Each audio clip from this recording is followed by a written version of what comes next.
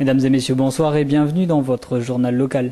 À la une aujourd'hui, un collectif d'associations du Lot-et-Garonne, du Tarn et du Tarn-et-Garonne s'est réuni ce matin devant le conseil régional pour manifester contre la LGV. La mairie met en place une quarantaine de défibrillateurs et une formation pour ses agents. L'association Vélo manifestait ce matin devant le tribunal de grande instance pour mettre en avant la dangerosité de la ville rose pour les cyclistes. Et enfin, nous reviendrons sur le festival Migre en Seine qui débute le 19 novembre prochain. Et on commence tout de suite ce journal avec cette action contre la LGV menée par un collectif d'associations venues du Lot-et-Garonne, du Tarn et du Tarn-et-Garonne. Ils se sont réunis devant l'hôtel de région pour demander la réhabilitation des voies actuelles en lieu et place du projet de LGV. Michel Martellier, président de l'association Tous Groupés Vigilants, nous parle de son combat. Le projet LGV coûte 8 milliards d'euros et la réhabilitation des voies actuelles ne coûterait que 2 milliards d'euros. Il faut tenir compte aussi que dans ces 2 milliards d'euros, les 97 passages à niveau seraient du même coup supprimés. Or, dans le cas de la construction d'une LGV, ça coûterait 8 milliards, mais tôt ou tard, il faudra malgré tout renouveler les 97 passages à niveau, c'est-à-dire les supprimer. Le coût, c'est 500 millions d'euros. Les moyens de pression, en fait, c'est le citoyen. Nous sommes seuls, sinon qu'avec l'entourage de nos adhérents. Mais en effet, on essaye de sensibiliser nos élus. Certains élus, d'ailleurs, commencent non simplement à nous prêter une oreille attentive, mais bien plus, puisque dans la journée, il s'est formé un collectif d'élus qui sont tout à fait favorables à nos thèses et commencent à rassembler des fonds précisément pour l'étude de faisabilité sur les voies existantes.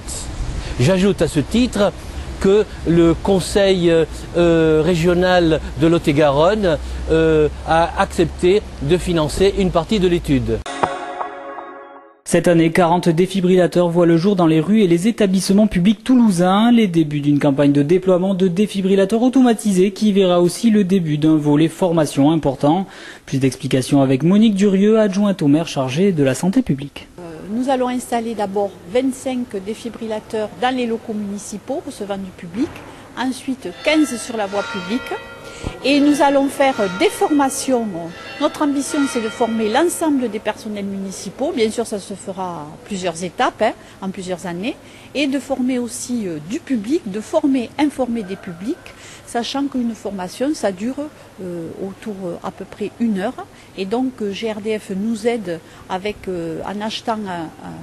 nous aidant à acheter des mini-kits qui permet, des mini-ânes, ça s'appelle, qui permet de visualiser bien la formation, puisqu'on peut le ramener ensuite à la maison pour informer autour de soi de la possibilité qu'on a de sauver des vies avec cette formation et ces défibrillateurs.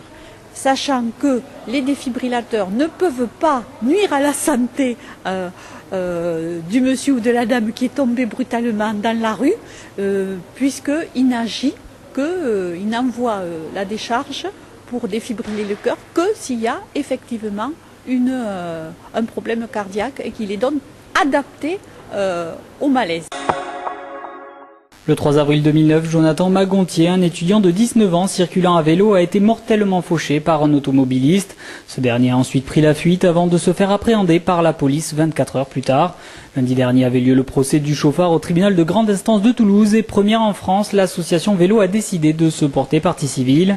Vincent Bernatez, vice-président de celle-ci, nous en dit un petit peu plus sur la situation des cyclistes dans la Ville Rose. C'est un accident, mais il n'est pas anecdotique dans la mesure où il représente en fait, il est représentatif de l'irrespect fréquent des automobilistes par rapport au vélo, du manque de considération en fait, et il est aussi représentatif par rapport aux problèmes d'aménagement.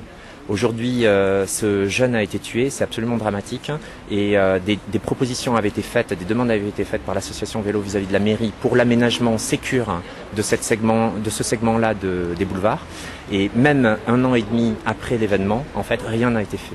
Chaque fois qu'on a 2 fois 2 voies, on a des véhicules qui se déplacent à 70, 80, 90 km/h de façon extrêmement fréquente. Il n'y a qu'à se positionner quelques minutes près du pont des Catalans pour s'en convaincre.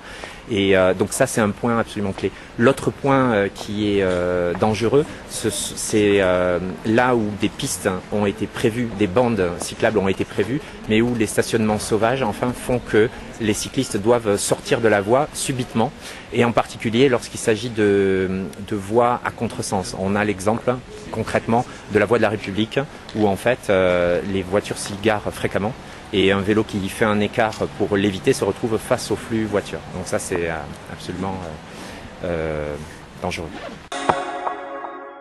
Culture à présent avec le festival Migre en scène organisé par la CIMAD au niveau national. Un événement créé à Toulouse il y a 11 ans afin de parler et de fêter la migration. Géographie de l'errance en Afrique est le thème retenu pour cette édition. Au programme donc des concerts, expositions, projections, mais aussi des débats. Romain Blanchard, coordinateur du festival en région, nous en dit un petit peu plus sur Migre en scène. Le festival Migre en scène est né il y a 11 ans à Toulouse.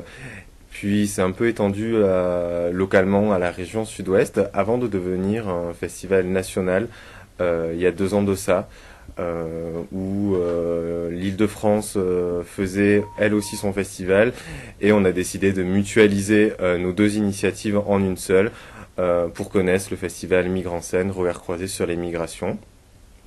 Ce festival est né de la volonté d'apporter un autre regard sur les migrations.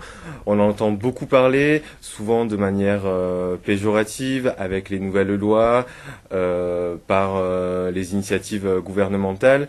Et nous, on a décidé de, on va dire, apporter un autre focus sur les migrations, de célébrer la migration au travers de ce festival où on retrouve une programmation variée, en passant par des spectacles, des expositions, des rencontres, des conférences, etc. Voilà, c'est la fin de ce journal. Merci à vous de l'avoir suivi. Dans quelques instants, on se retrouve pour l'invité du jour. Ce soir, c'est Guillaume Bénat, coordinateur du projet TASAS.